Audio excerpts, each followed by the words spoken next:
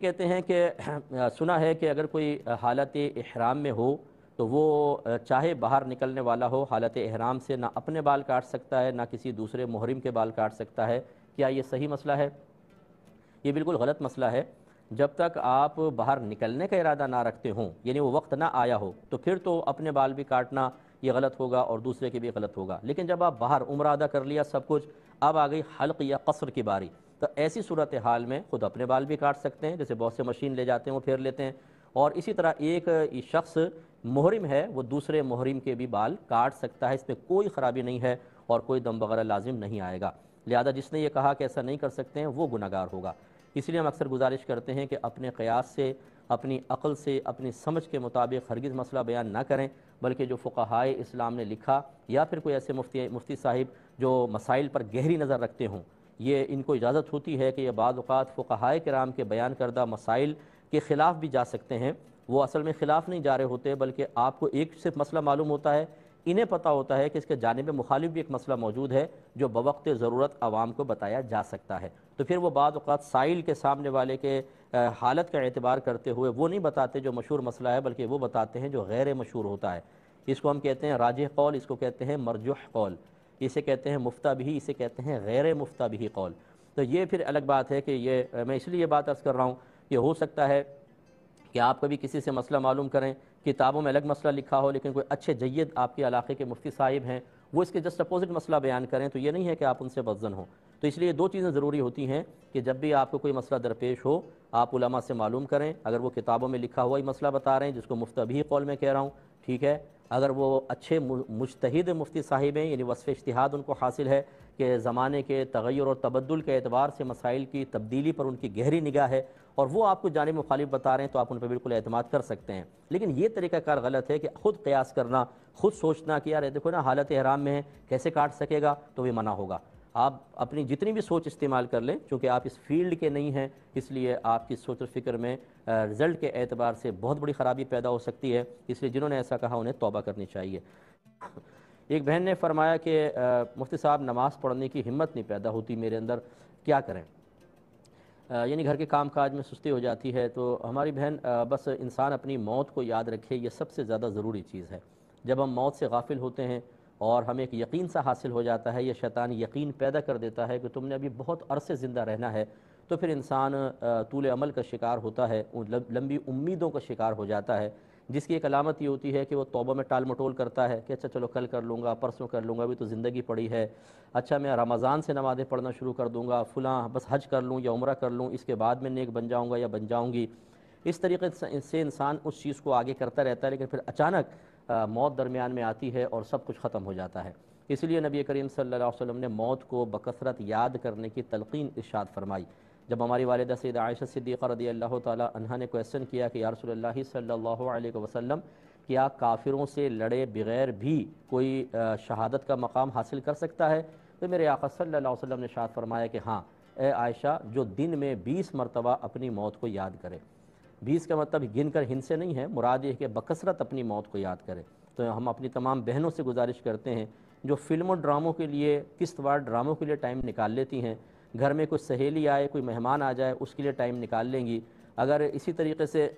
انہیں اور کوئی شاپنگ کے لیے ٹائم نکالنا ہے، اس کے لیے وقت نکال لیا جائے گا۔ اسی طرح کوئی اور مطلب پکنک پوائنٹ پہ جانا ہے، کوئی گیدرنگ ہو رہی ہے، کوئی سالگرہ میں جانا ہے، سب کے لیے ٹائم نکل آئے گا، لیکن جب نماز کا وقت آتا ہے تو سستی طاری ہو جاتی ہے۔ وہ اپنی موت کو یاد رکھیں، عنقریب آپ کو آپ کے تمام چاہنے والوں کے درمیان سے اٹھا کر ایک اندھیری قبر میں ڈالا جانے والا ہے۔ وہاں پر اگر آپ نے بے نمازی پن کے ساتھ آپ وہاں پہنچیں تو بہت ہی سخت انجام ہوگا، اس لیے ہمت کریں، اور یہ بالکل مطلب بچوں کی طرح یا لاچار، بے بس اور مجبور اپنے آپ کو نہ محسوس کریں کہ ہمارے ہاتھ باندھ دیے گئے ہیں، جی کچھ بھی نہیں ہو پا رہا اور پتہ نہیں ہم لاچار بے بس ہو گئے ہیں۔ آپ کچھ بھی نہیں ہیں، آپ ہمت کریں اور نفس و شیطان سے مقابلہ کریں اور اپنے بچوں کے لیے رول ماڈل بنیں۔ ایک ماں جب نماز نہیں پڑھے گی تو اپنے بچوں کو کیسے کہے گی نماز پڑھو؟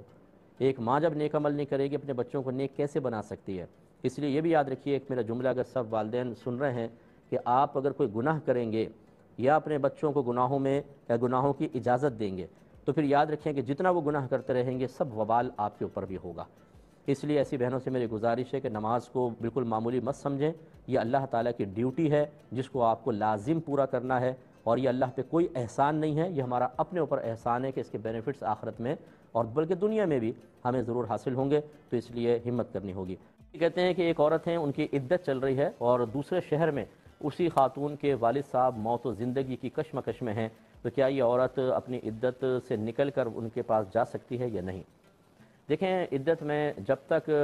چل رہی ہو، عورت کا اپنے گھر سے بلا ضرورت قدم باہر نکالنا، بلا ضرورت باہر جانا، یہ گناہ ہوتا ہے۔ اب والد صاحب کے پاس جانا جبکہ وہ آخری وقت میں ہیں، کوئی فرض واجب نہیں ہے، ایسی ضرورت نہیں ہے کہ وہ گناہ کا ارتکاب کر کے وہاں پر پہنچے۔ اور آج کل اسکائپ پہ اور دیگر چیزیں ایسی ڈیوائسز ہیں کہ وہ اپنے والد صاحب کو آخری وقت میں ان سے گفتگو بھی کر سکتی ہیں، سب کچھ ہے، وہ جانا ہی کوئی ضروری نہیں ہوتا۔ کتنے لوگ ہیں جو باہر کے ملکوں میں ہوتے ہیں، والدین یہاں فوت ہو رہے ہوتے ہیں، لیکن وہ اپنی مجبوریوں کی بنا پر نہیں آ پاتے، تو وہ تو صرف مالی مجبوریاں یا نوکری وغیرہ کے اس وجہ سے نہیں آ پاتے تو گناہ گار نہیں ہوتے، اور یہاں تو ایک شریعت کے تقاضے کے مطابق بیٹی عمل کر رہی ہے اور اللہ کے حکم کی وجہ سے اپنے گھر میں مقید ہے، تو کوئی گناہ کا کوئی تصور نہیں، نہ جائے تو، بلکہ جانا گناہ ہے، اس لیے رہے، گھر میں رہے۔ عورت دوران عدت باہر نکلی ہو تو اس کے لیے کیا اس کو پتہ نہیں تھا تو کیا گناہ گار ہوئی، اس کا کفارہ وغیرہ کیا ہے؟ دیکھیں، عورت دوران عدت صرف سخت ضرورت کے تحت نکل سکتی ہے، جیسے گھر میں علاج نہیں ہو سکتا تو ڈاکٹر کو چیک اپ کرانے کے لیے، کوئی کورٹ میں کیس چل رہا ہے تو اس کی پیشی آ گئی ہے اور جانا بہت ضروری ہے تو، یا اگر کوئی جاب کرتی ہیں ہماری بہنیں اور کوئی دوسری جاب نہیں ہے، کوئی کفیل کفالت کرنے والا نہیں ہے، اور وہ سمجھتی ہیں اگر میں نہیں گئی، اچھا چھٹی بھی نہیں مل رہی ہے اور نہیں گئی تو نوکری چلی جائے گی اور بعد میں ایسی نوکری ملے گی نہیں، میرے لیے مالی لحاظ سے پرابلم ہوں گی، تو صرف اپنی جاب کے لیے نکل سکتی ہیں۔ ایسی اگر زمینیں وغیرہ ہیں، شوہر فوت ہو گئے اور زمیندارنی صاحبہ یہ سمجھتی ہیں کہ اگر میں نہیں گئی تو پھر آپ کو پتہ ہے کھیت ویت کاٹ ووٹ کے بیچ دیتے ہیں سارے، یہ جو مزارے ہوتے ہیں ایماندار کم ہی ہوتے ہیں ان میں، تو وہ دیکھ بھال کے لیے وہاں پہنچ گئی تاکہ میں مالی نقصان سے بچوں، تو ان کی گنجائش نکل سکتی ہے۔ ایسی کوئی عورت اگر گھر میں ہے، کرائے کا مکان ہے، مالک نے کہا خالی کریں فوراً، تو پھر یہ کہ وہ دوسرے مکان میں شفٹ ہو جائیں، مکان گرنے والا ہے، جا سکتی ہیں۔ عزت کا مسئلہ ہو گیا کہ اس مکان میں رہنے میں عدت گزار رہی ہیں اور کوئی بدنیت آدمی ہے اور وہ سمجھتی ہیں کہ کوئی خراب حرکت کرے گا تو دوسری جگہ وہ منتقل ہو کر عدت کو پورا کر سکتی ہیں، تو یہ کچھ ضرورتیں میں نے آپ کو بتائیں، ان کا لحاظ کر کے نکل سکتی ہیں، ورنہ عام طور پر باہر جانا منع ہے۔ یہ کہتے ہیں، ایک بھائی نے کویشچن کیا تھا کہ مغرب کی اگر کوئی شخص تیسری رکعت میں امام کے ساتھ شامل ہو تو شامل ہونے کے بعد اتحیات پڑھے گا، اب جب اپنی پڑھنے کھڑا ہوگا تو کیا پھر بھی اتحیات پڑھے گا ایک رکعت کے بعد سوری یا آخر میں جا کر پڑھے گا؟ دیکھیں، مسئلہ یہ ہے کہ تیسری میں چونکہ شامل ہوئے، امام تشہد میں بیٹھیں گے، ہمیں بیٹھنا ہی ہوگا، یہ تو پڑھنی پڑے گی۔ اب جب ہم اپنی پڑھنے کھڑے ہوں گے تو ایک رکعت پہلے امام صاحب کے ساتھ پڑھی اور ایک یہ ہم اپنی پڑھ رہے ہیں، یہ ہو گئے دو، اور شریعت نے یہ بتایا کہ دو رکعت کے بعد اتحیات یعنی تشہد میں بیٹھا جاتا ہے، لہٰذا یہ اپنے جب پڑھنے کھڑے ہوں گے ایک رکعت مکمل کر کے اس میں بھی ان کو تشہد پڑھنی ہوگی، پھر تیسری پڑھنے کھڑے ہوں گے جو لاسٹ ہے، اس کے بعد بھی تشہد ہوگی، گویا کہ تیسری رکعت میں اگر شامل ہوتے ہیں تو 3 دفعہ تشہد پڑھنی ہوگی۔ ایک